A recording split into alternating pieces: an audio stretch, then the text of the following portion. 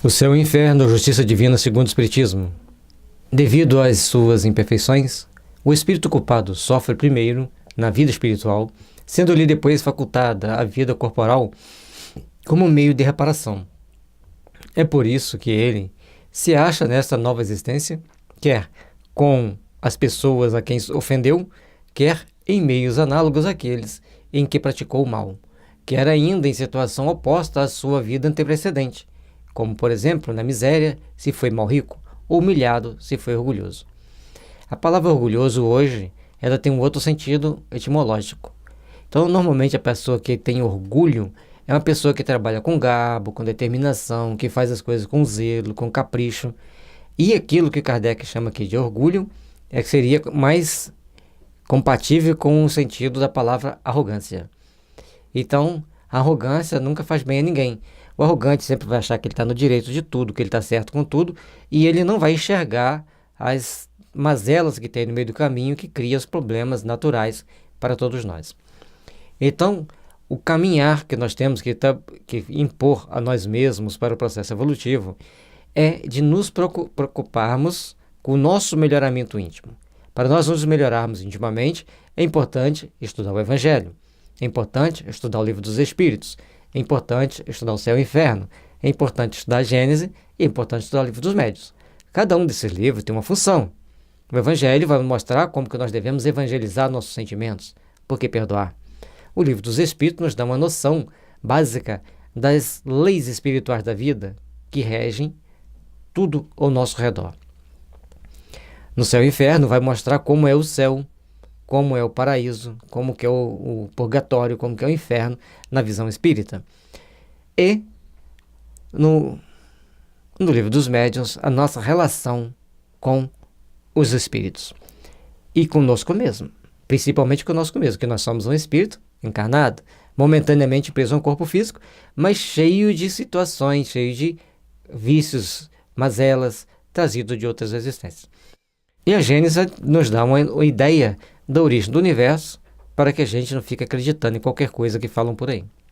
Então, vamos treinar nesta existência, sermos melhores, sermos menos arrogantes, menos orgulhosos, menos vaidosos, para que a gente possa, então, ser um bom construtor de uma manhã de paz, luz e realizações para todos nós. A expiação no mundo dos espíritos e na Terra não constitui duplo castigo para eles, porém, um complemento, um desdobramento do trabalho efetivo a facilitar o progresso. Do espírito depende aproveitá-lo, e não lhe será preferível voltar à Terra com probabilidades de alcançar o céu a ser condenado sem remissão, deixando-a definitivamente? Então, ao mostrar esse purgatório, dá uma chance para o espírito dele procurar ver que existem outras possibilidades. Não simplesmente não vai para o céu, simplesmente não vai para o inferno, muito menos fica no caldeirão lá fervente pulando. Nós vamos estar em determinado local apropriado às nossas condições, apropriados às nossas necessidades espirituais, para que a gente se adeque, para que a gente se adapte, para que a gente aprenda a nos esforçar para praticarmos as leis divinas. Tem que começar pelo menos se esforçando, senão a gente não vai chegar ao nosso aperfeiçoamento, não vamos chegar à nossa melhoria, não vamos chegar onde precisamos para estabelecer a meta e o padrão que precisamos para conquistarmos a nossa evolução. E ninguém vai deixar a Terra definitivamente. Portanto, nós já começamos a entender que tem que voltar à Terra para complementar a sua depuração espiritual. Seja numa encarnação que você cometa o mínimo de erro possível, seja numa encarnação que você tem que cometer o máximo de acerto possível, trabalhando no bem como os grandes missionários. A concessão dessa liberdade é uma prova da sabedoria, da bondade e da justiça de Deus, que quer que o homem tudo deva aos seus esforços e seja o obreiro do seu futuro.